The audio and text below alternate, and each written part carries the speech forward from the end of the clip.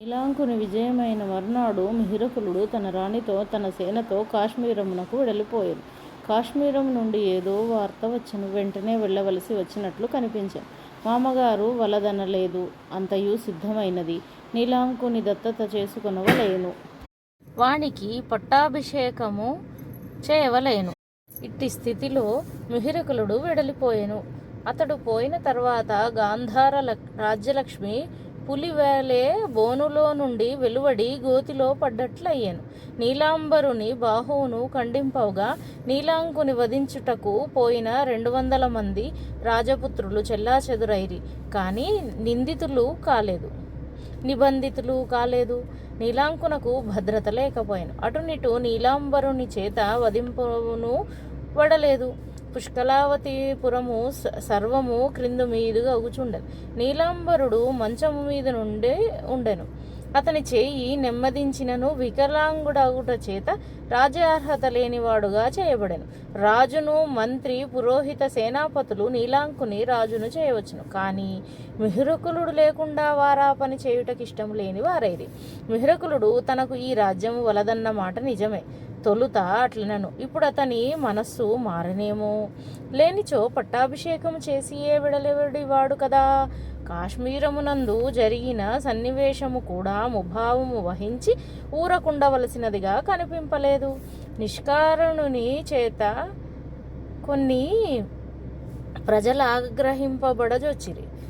చేతలకు కొందరు బ్రాహ్మణులు నిరాహార దీక్ష రాజసౌధము ముందు ప్రారంభించిరని వార్త వచ్చాను. మిహిరకులుడు తన 25,000 సైన్యముతో తిరిగిపోయాను. పోయినంతనే విచారించను. బ్రాహ్మణుల నిరాహార దీక్ష సవ్యమైనదిగా లేదు. నిష్కరుణుడు సేనాపతిగా ఉండుట అర్హుడు కాడని, వాడు క్రూరుడని, వానిని తొలగింపవలేనని వారు నిరాహార దీక్ష అవలంబించిరి.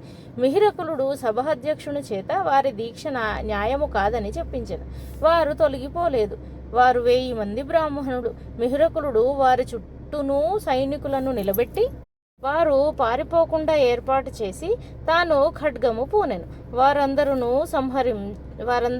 సంహరించెను. జనుల హాహాకారములు చెరలరేగెను. వారి శరీరములు వారి బంధువులకు ఇయ్యలేదు. రోజులు గడుచుచుండెను. రాబందులు, నక్కలు, కుక్కలు, కాకులు యథేచ్ఛముగా ఆ ప్రదేశమునందు వివరింపనారంభించెను. రాజప్రాసాద పురోభాగము శ్మశానము వలె కనిపించబడొచ్చెను. 2 నెలలైన తర్వాత రాజా ప్రదేశమును బాగు చేయించెను. మున్నే మిహిరకులుడు క్రూరుడని జనులకు తెలియను.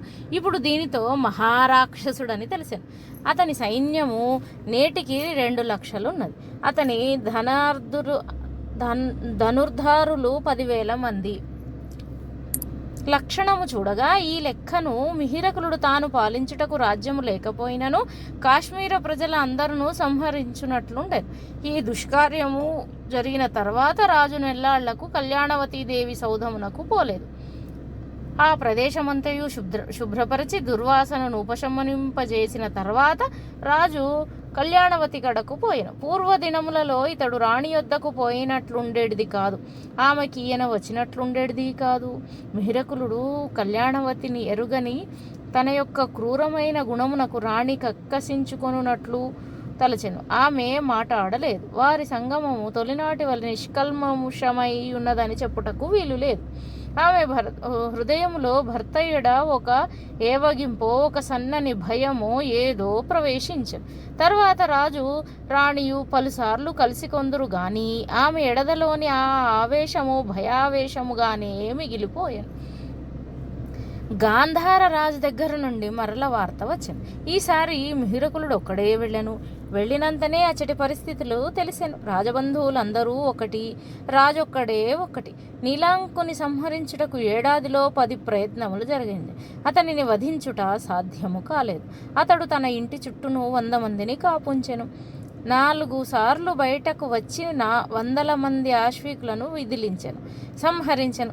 ఇట్లు జరిగినప్పుడైనా గాని రాజు గాని సేనాపతి గాని పట్టించుకొనలేదు. రాజధాని కల్లోలితమై ఉండెను. దుర్గాధ్యక్షులు యథేచ్ఛముగా ప్రవర్తించుచుండిరి. మిహిరకులుడు సంవత్సరమైన తర్వాత తిరిగి వచ్చెను. అతడు మరల తన 25,000 సైన్యముతో వెళ్ళెను. ఈసారి అతని వెంట దర్పమల్లుడు రాలేదు, నిష్కరుణుడు వచ్చెను. ఒకానొక హింసాకార్యము చేయుమని దర్పమల్లునితో చెప్పుటకు మిహిరకులుడు వెనుకాడుచుండెను. ఇతని విషయంలో ఆ బెరుకక్కరలేదు. మరియు ఇంకొక సన్నని ఈసో కోపమో ఏ వికారమో మిహిరకులుని హృదయములో కలిగెను. దానికి కారణము సూక్ష్మతరముగా విచారించినచో కళ్యాణవతి అయి ఉండెను. ఆమె హృదయమునంది తొలినాటి అప్పుడు తీసిన ఆవు వెన్న వంటి మెత్తదనము నేడు లేదు. ఆనాడు జరిగిన బ్రాహ్మణ వధను బట్టి మహారాజ్ఞి హృదయమున కలిగిన పరమ సూక్ష్మ వికారము స్థావరం ఏర్పరచుకొనెను. అది మిహిరకులునకు కోపము తేలేదు. అతడు మారలేదు. అతని క్రూరత్వము హెచ్చుటకు హేతు అయినది. మహారాజ్ఞి మీద ప్రేమలోనే లోపం లేదు, ప్రేమలో ఏ లోపము లేదు, తక్కిన ఏ వ్యవహారమునందునూ మార్పు లేదు. అతని హృదయంలో ఉన్న ఈ కఠిన రేఖ మరియు కఠినమయ్యను, క్రూరత పెరిగను. అతడు ఇంకనూ క్రూరముగా మారినచో రాణి ఏమగును? ఈ ప్రశ్న అతనికి ఉదయించెను. తనకు కళ్యాణవతియే ధ్యేయమైన కాంతా ప్రకృతి. ఆమె తనకు దూరమైన పోనా? ఆమె వచ్చి తన్ను ప్రేమించినది కానీ తానామెను ప్రేమించినవాడు కాదు, ప్రేమించినది లేదు. తన్ను పరిత్యజించునా? తాను ఇంకొక స్త్రీని ధ్యానించుట లేదు. ఆమె ఇంకొకని ధ్యానించునా? అది అసంభవం. మరి ఆమెకు తన ఎడల కలిగిన ఈ సన్నని ఏవగింపునకు ఫలితం ఏమగును? ఇన్నాళ్ళ ఆమెను గురించి తనకు గల ఈ గుణములను మరుగున పరచి కొనను. బ్రాహ్మణ వధముతో అది బహిరిల్లెను. ఒకసారి మునిగిన ఒకటియు, మరి ఒకసారి మునిగిన మరి ఒకటినా? గాంధార నగరమును తాను ఆనాడే చేయదలుచుకున్నది ఆమె ఏమనుకునునో అని ఆనాడు చేయలేదు. దానిని ఈసారి చేయవలనని మిహిరకులుడు ఒంటరిగా వచ్చెను. రాజ్యము పూర్వం 6 ఏండ్లు కింద ఎట్లున్నదో నేడు అట్లే ఉన్నది. ఆనాడే నీలాంకుని రాజును చేయవలనని తలచెను. నీలాంబరుని క్రూరుడు కానీ అసమర్థుడు. నీలాంకుడు పరిపాలనా దక్షుడు కానీ క్రూరుడు కాడు. నీలాంకుడు రాజైనచో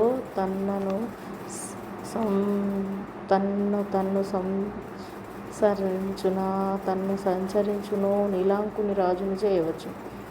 మిహిరకులుడు తన సేనతో వచ్చి పుష్కలావతి యందు విడిసి రాజ్యం యొక్క పరిస్థితులన్నీ పరిశీలించి నీలాంకుడు రాజసౌధమున వచ్చుట లేదని తెలుసుకొని తానే వాని ఇంటికి పోయాను. దానితో రాజబంధువులందరకు మిహిరకులుని మీద కోపం వచ్చెను. వారి ఆశలు కుంగిపోయాను, వారి పట్టుదలలు హెచ్చెను. వచ్చిన మిహిరకులుని నీలాంకుడు మర్యాద చేసి కూర్చుండబెట్టి తాను నిలచుండి మాట్లాడుచుండెను. మిహిరకులుడు అతనిని బలవంతము చేసి కూర్చుండబెట్టాను. నీలాంకుడు, మహారాజా, మహావీరుడా, మీరు మా ఇంటికి వచ్చుట, నన్ను గౌరవించుట, ఆ నీలాంబరుని బంధువులు నన్ను బ్రతుకనియనిచ్చుట లేదు. నేను వారినేమీ చేయుటకును వీలు లేదు. నీలాంబరునితో యుద్ధం చేసిన నాడెట్లున్నదో నా స్థితి నేడును అట్లే ఉన్నది. వానిని వధించినచో పుష్కలావతి రాజ్యము సర్వము బంధువులు నాకు విరోధునగుదునని వానిని సంహరించలేదు. నన్ను నేను రక్షించుకొనుటకు వానిని దక్షిణ బాహువు నుత్తరింపవలసి వచ్చెను. అది మొదలు నన్ను ఎన్నిసార్లు వధించుటకు ప్రయత్నములు చేసిరో చెప్పలేను. ఈ వార్తలన్నీ మహారాజునకు తెలియను. ప్రభువులు జోక్యము కలిగించుకొనుట లేదు. నేను పరదేశములకు చననిచ్చుకొంటిని కానీ లాభము లేకపోయెను. నిశ్చయించుకొంటిని. దివారాత్రములు వారు నా మీద కన్నువేసియే ఉండిరి. నేనొక్కడినే అయినచో పోదును. నా తల్లిదండ్రులు, నా చెల్లెలిని నేనెట్లు కొనిపోవలేను? నాకు ఈ సంకటమును తమరు తెచ్చిపెట్టిరి. నా దురభిమానమే నన్ను పాడు చేసినది. మిహిరకులుడు, ఓయి, నీవు రాజనీతిజ్ఞుడవు, పరాక్రమవంతుడు, ధీరుడవు, యుద్ధ విద్యా విశారదుడవు. కానీ నీ యందు ఒకటి ఏ లోపమున్నది. నీ యందు కాఠిన్యము లేదు. కాఠిన్యము లేని రాజును ప్రజలు తృణీకరింతురు. నీ గుణముల చేత నీవు ప్రజల యందు భక్తినే కలిగింపగలవు కాని భయమును కలిగింపలేవు. భయభక్తులు రెండునూ కావలేను. నేను నిన్ను వదిలి ఏడాది అయినది. నీవీనాడు దుర్జనుల మార్గములను తెలియదు అని నేర్చుకొందు అని కాఠిన్యం నేర్చుకొందు అని వదిలిపెడితిని. ఇప్పుడు నేను నిన్ను రాజును చేయుదును. ఈ రాజబంధువులందరినూ ఏమి చేసెదవు? నీలాంకుడు తమ రాజాజ్ఞాపించినట్లే చేసేదను. మిహిరకులుడు నేనేమైనా చేసినచో నీకు అభ్యంతరం ఉండునా? నీలాంకుడు మహారాజా, ఈ రాజ్యము నీది. నీవెందుచేతనో అనుగ్రహము లేక రాజ్యము అంగీకరింపలేదు. నీవు మహాయోధుడవు, నీకెదురు లేదు. నీవు నన్నిచ్చట స్థాపించెదవు. నా వంటి వారిని 100 మందిని స్థాపింతు. ఆ 100 మందియు నీకెదురు తిరిగినను నీవు సులభముగా వారిని నిర్మూలింపగలవు. రాజ్యము నీది, అధికారము నీది, ప్రజాపాలనము నాది, ప్రజాశిక్షణము నీది. ఈ రాజ్యంలో మీరు 10 లక్షల మందిని సంహరింపుడు. కాదనటకు నాకు శక్తి లేదు. 1000 అగ్రహారములను వలదనుటకు నా కోపిక లేదు. మిహిరకులుడు వెడలిపోయెను. మరునాడు నీలాంకుని దత్తత జరిగెను. 3వ దినమున పట్టాభిషేకము జరిగెను. 4వ దినమున 200 మంది రాజబంధువులు సమావేశపరచబడిరి. సేనాపతి ఇట్లనెను: నీలాంక మహారాజు తన శౌర్యము చేత నీతి చేత మనకు సమీప బంధువును, మన మేలు కోరువాడును, యథార్థముగా నీ రాజ్యము మీద సర్వాధికారము కలవాడును అయిన మిహిరకులునికి ప్రియతముడు. అతడు చేసినది న్యాయము, నీలాంబరుడు చేసినది అన్యాయము. మీ కుటుంబముల వారందరూ నేటి మహారాజును వధించుటకు సంవత్సరము పొడుగునను 1000 దుష్ప్రయత్నములు చేసితిరి. నేటి మన కొత్త మహారాజు తన నీతి చేత తన పరాక్రమము చేత తన్ను తాను రక్షించుకున్నాడు. కానీ లేనిచో మన రాజ్యము అరాజకమయ్యేడిది. మీరందరూ రాజద్రోహులు, రాజ్యద్రోహులు. మీకే శిక్ష విధింపవలేనో రాజుగారి జామాతకే తెలియవలెను. అంతటా ఆ 2000 మంది రాజబంధువులు, వృద్ధులు, కౌమారులు, నన్నున్న వారు, యువకులు, బాలురు అందరూ కాశ్మీర సేన చుట్టుముట్టబడిరి. నీలాంబరులు నాడు యుద్ధము చేసిన ప్రదేశమునకు గుంపుగా మరలింపబడిరి.